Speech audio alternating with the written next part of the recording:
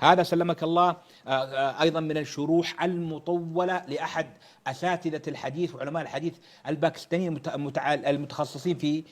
في تدريس الحديث. جاء إلى كتاب سيار وهو كتاب الشمائل النبوية للإمام الترمذي رحمه الله، وشرحه شرحا في المقدمة ذكر أنه وقف على كثير من الشروح التي كتبت حول الكتاب مع درايته بكتب السنة، هو أستاذ في السنة أيضا في الجامعة الحقانية في باكستان، ثم هو شرحه شرحا مطولا أرخى فيه القلم، كتبه في مجلدين ضخمين، كل مجلد قرابة 900 صفحة، يعني شرح يعتبر من المطولات مع أنه هو يعد شرحه مختصرا وليس كذلك.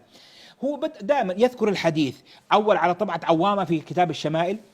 شمال الترمذي، قال إن أصح الطبعات، ثم بدأ يخرج لك الحديث، يذكر لك مدار الإسناد، يتكلم عن الرواية إذا كان يحتاج إلى كلام، ثم يذكر لك بعدين شرح الحديث ويبينه، ثم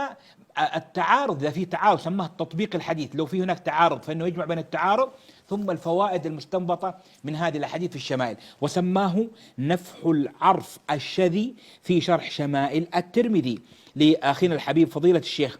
فيض الرحمن الحقاني أستاذ الحديث بالجامعة الحقانية بباكستان وفقه الله.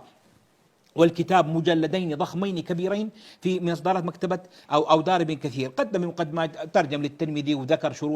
شروح شرح الشمائل وشيء من هذا الكلام واسانيده وفوائد هذا الكتاب. خلينا بس نحن نعطي نموذج للاخوه في طريقته لما هذا مثاله، هذا مثال مثلا، هذا يذكر يرقم الاحاديث مشكوله، يبدا اول شيء تخريجه، ثم دراسه اسانيده ان كان يحتاج الى دراسه للرواه، ثم ها هنا الشرح، ثم بعد ذلك اذا في هناك ما يحتاج الى دفع التعارض يسميه التطبيق، ثم بعد ذلك استنباط الفوائد والدروس المستلهمه من هذه الاحاديث. الكتاب عباره عن مجلدين ضخمين جدا من اصدارات دار ابن كثير وفقهم الله.